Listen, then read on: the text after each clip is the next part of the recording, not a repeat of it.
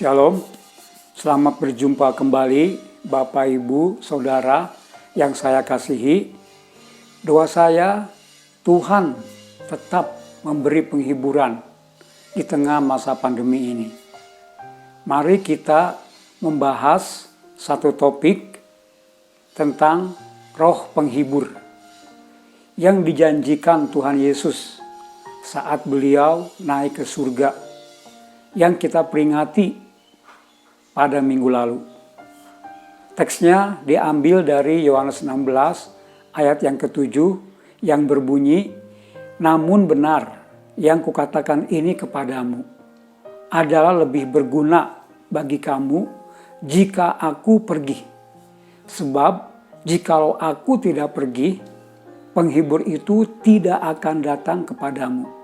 Tetapi jikalau aku pergi, aku akan mengutus dia kepadamu." Pada waktu pelayanannya di dunia, Yesus membimbing, menjaga, dan mengajar para rasulnya. Akan tetapi pada waktu itu, beliau bersiap-siap meninggalkan mereka. Roh Kudus akan mendatangi para rasul dan mendiami mereka, menggantikan keberadaan jasmani Tuhan mereka. Yesus menyebut roh yang akan diutusnya sebagai penghibur. Dalam bahasa Yunani, sebutan Roh Kudus sering dipakai dengan istilah parakletos, seperti yang dipakai Yohanes dalam teks kita. Para artinya dekat, dan kletos artinya yang diminta untuk menolong, mendampingi, membela, dan menjadi penasehat. Ibu, bapak, saudara terkasih, Roh Kudus yang sama senantiasa juga menyertai dan menolong kita dalam menghadapi lika-liku hidup kita sehari-hari.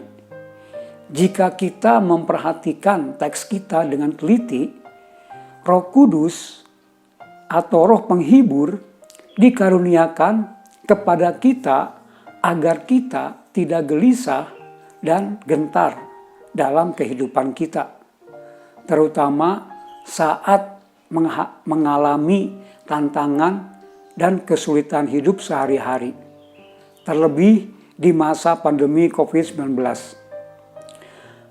Saat merasa tidak gelisah dan gentar, itulah damai sejahtera yang dicurahkan oleh Roh Kudus kepada kita.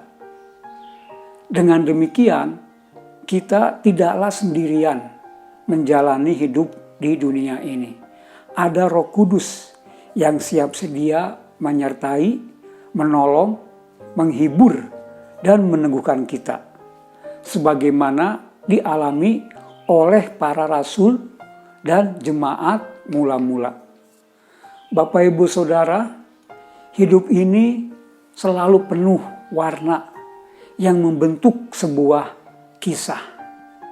Ketahuilah, hidup ini tidak hanya dipenuhi tawa, tapi juga diisi dengan air mata duka dan derita.